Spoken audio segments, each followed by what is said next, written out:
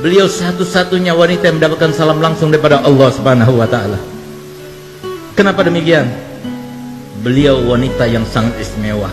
Tidak pernah terjadi di dunia seorang wanita yang setia kepada suaminya seperti Sayyidah Khadijah kepada Nabi Muhammad SAW. Pertama kali beliau kawin dengan Nabi Muhammad. Nabi Muhammad umurnya masih 25 tahun, belum diangkat menjadi Rasul. Maka apa yang diucapkan oleh Sayyidah Khadijah kepada Nabi Muhammad? Wahai Muhammad, engkau kini sudah menjadi suamiku. Maka mulai saat ini, rumahku ini rumahmu, hartaku hartamu, dan aku adalah budak perempuanmu. Beliau ucapkan yang semacam itu bukan cuma ucapan bualan, tapi dibuktikan semenjak beliau menjadi istri Nabi Muhammad, semua karirnya ditinggalkan, semuanya difokuskan kehidupannya hanya untuk Nabi Muhammad. Nabi Muhammad diberikan harta yang banyak, diberikan ini, sodakokan, dipinjamkan, silaturahmi, sampai ketika Nabi Muhammad diangkat menjadi seorang Nabi dan Rasul, beliau sudah tidak punya. Sampai suatu waktu di sela-sela dakwahnya Nabi Muhammad SAW, beliau pernah ketika masuk ke rumah Sayyidatuna Khadijah, Sayyidah Khadijah sedang menyusui Sayyidah Fatimah. Begitu dia melihat, tertegun matanya. Karena apa? Ternyata air susu yang diminum oleh Sayyidah Fatimah berwarna putih bercampurkan merah. Kenapa? Karena beliau sekeluarga Nabi Muhammad dan Sayyidah Khadijah dan Sayyidah Fatimah tidak makan 3 hari 3 malam, sehingga tidak keluar lagi air susu yang berwarna putih. Di saat itulah Nabi Muhammad SAW meneteskan air mata, tertegun. Tapi setelah itu, seperti kebiasaannya, setelah selesai Sayyidah Fatimah diletakkan tidur, maka Nabi SAW seperti biasanya tidur di atas pangkuan Sayyidatuna Khadijah. Ketika dia tidur terlelap, tiba-tiba Sayyidah Khadijah meneteskan air mata yang menyebabkan Nabi Muhammad bangun karenanya. Ketika dia bangun, dia melihat Sayyidah Khadijah dalam keadaan menangis. Maka dia tanya, "Wahai Khadijah, engkau menyesal karena telah mengawini aku?" Apa jawabannya? "Tidak, wahai kekasih. Tidak, wahai kekasihnya Allah. Aku menangis karena dulu waktu aku kaya, karena dulu waktu aku berpengaruh, karena dulu waktu aku punya, aku kerahkan semua yang aku punya untukmu, untuk dakwamu. Sekarang aku tidak punya apa-apa. Aku yang membantumu, aku tidak punya apa-apa. Kalau penyesalan itu ya Rasulullah, kalau engkau anggap aku menyesal karena telah mengawinimu, dengarkan perkataanku. Kalau seumpama aku sudah meninggal dunia, sementara engkau masih membutuhkan biaya, engkau tidak mendapatkan biaya itu, galilah kuburanku, ambillah tulang belulangku, rakitlah, gunakan untuk sampanmu, untuk jadikan sebagai rakitmu, untuk perjalanan dakwahmu. Kalau engkau mau, pergilah ke pasar, juallah, dan hasil penjualannya kau gunakan untuk biaya dakwahmu."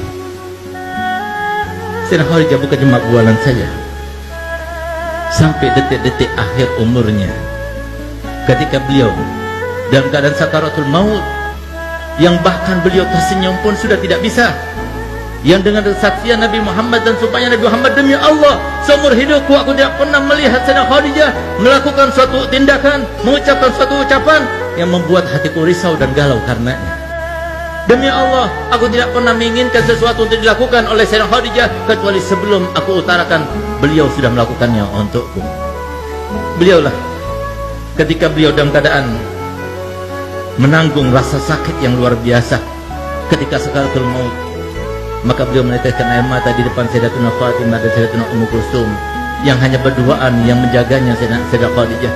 Di saat itulah ketika melihat tetesan air mata, maka Sayyidah Fatimah berkata kepada ibundanya, "Ibu, engkau merasakan sakit karena sakitmu?" "Tidak. Tadi aku menangis karena memikirkan ayahmu. Kalau aku sudah meninggal, siapa akan masakan untuk ayahmu? Siapa akan mencucikan baju untuk ayahmu? Siapa akan menyenangkan hati ayahmu? Siapa akan menghilangkan gundah ayahmu?" Maka Sayyidah Fatimah berkata, "Ibu, semua yang kau lakukan, aku akan melakukannya untuk ayahku." Subhanallah, sehingga pantas Sayyidah Fatimah dijuluki oleh ayahnya Ummu Abiha, ibu dari ayahnya sendiri.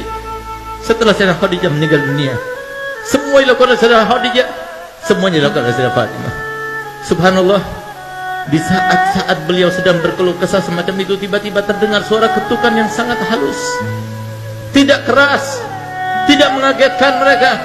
Begitu kedengaran suara ketukan yang sangat halus tersebut, maka langsung isi rumah itu Sayyidah Khadijah, Sayyidah Fatimah mengatakan, ayahmu datang, bangunkan aku, bangkitkan aku. Sayyidah Khadijah duduk sudah tidak kuat, tapi minta pada Fatimah supaya ditopang dengan lututnya, supaya kelihatan seakan-akan dia duduk. Yang tadinya wajahnya bersenyum saja tidak bisa, dipaksakan untuk tersenyum. Sehingga ketika Nabi Muhammad datang melihat Sayyidah Khadijah dalam keadaan semacam itu, dikiranya oleh Nabi Muhammad Sayyidah Khadijah dalam keadaan sudah baik, sudah enakan. Maka Nabi Muhammad, kalau begitu aku akan meneruskan dakwahku. Dia keluar kembali. Setelah keluar beberapa langkah ke depan, tiba-tiba Sayyidah Fatimah membuka lagi pintunya dan memanggilnya, Abah, Abah, ibu sudah meninggal dunia. Sampai detik-detik akhirnya tidak mau melihat Nabi SAW dalam keadaan risau. Inilah akhlak ahlul bait. Ini akhlak yang diajarkan Nabi Muhammad SAW kepada anaknya, kepada istrinya. Semuanya berkorban untuk apa?